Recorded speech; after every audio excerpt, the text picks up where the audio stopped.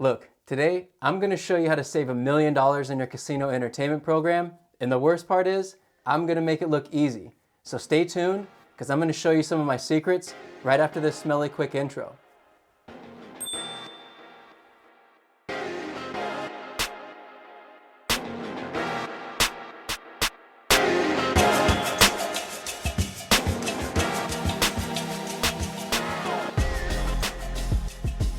Welcome back everyone, it's Troy Wyatt with Seattle Entertainment Group here.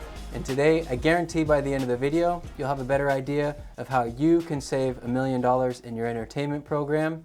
But before we get into those details, I want to kindly ask that you consider subscribing and hitting the thumbs up if you enjoy the content at any point.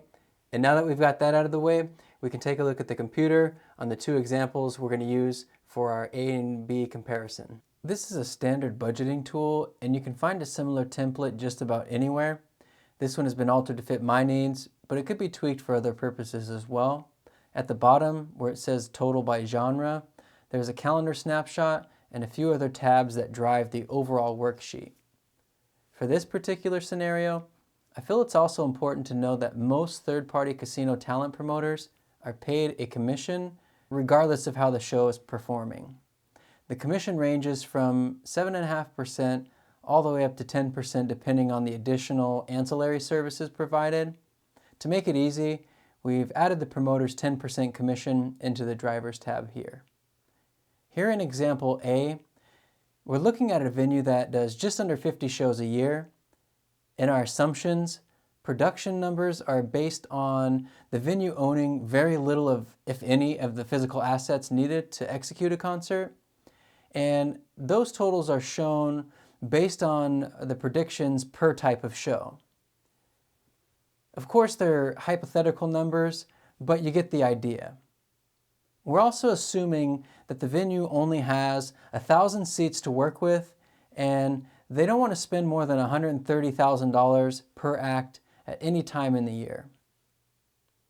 Here you can see we've built that in about once a quarter in examples in April. One important note here is the venue has decided to comp 200 of their 1,000 seats. Those two values are shown at the top of the list here to the left. On this worksheet, comp revenue is basically a number you assign to your comps as a placeholder. And like any regulated business or highly regulated entity, checks and balances are a must, so you can't just leave that line blank. As a placeholder, we've assigned the same price as a sold ticket. After sales, expenses, and fees, you can see there's a $1.5 million loss at the end of the year here on the bottom right.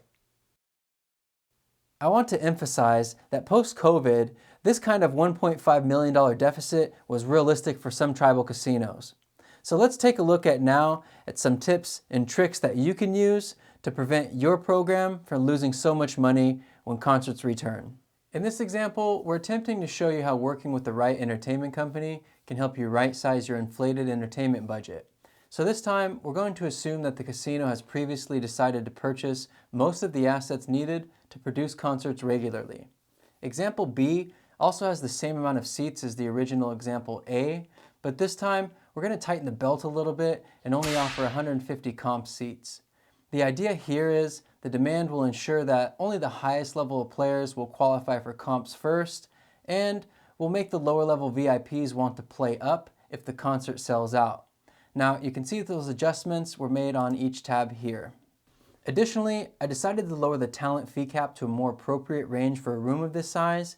Given the capacity restrictions, a more reasonable cap would be around $50,000, but I've decided to leave it at $70,000, or about half of what was previously being spent in example A.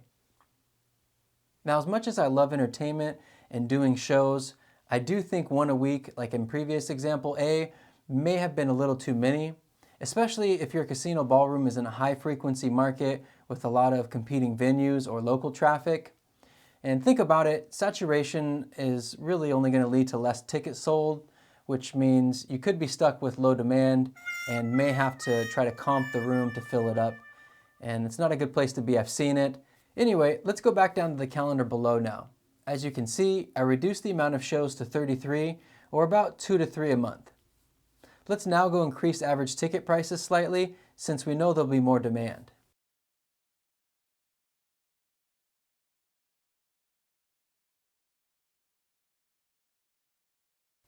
And take a look at this. Just by adjusting the comps, ticket prices, and the amount of total shows overall, we have swung the entertainment program budget by over $500,000. Finally, let's go reduce our production expenses now that we know the casino has purchased most of the assets needed for concerts.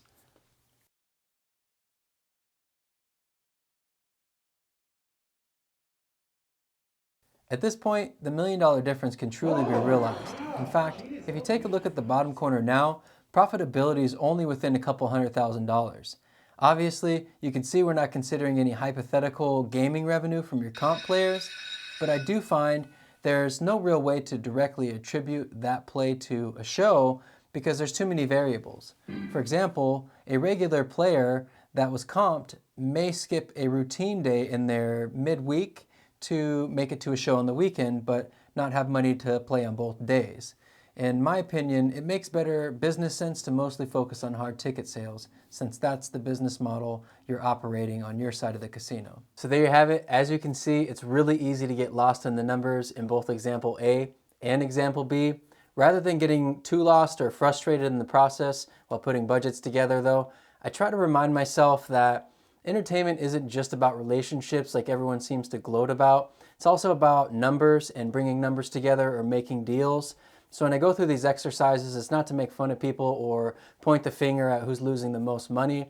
It's mostly to add value to the community and really to share information to other tribes that may be looking for clarity in their entertainment program. So I want to ask everyone that's watching this video to add their insight and their value back as a bit of feedback. For everyone that thinks any of my ideas or tricks would help your entertainment program, hit the like button. If you don't think anything would work or something seems off to you, tell me what in the comments. And for everyone else, I appreciate you watching and we'll see you next time. Thank you.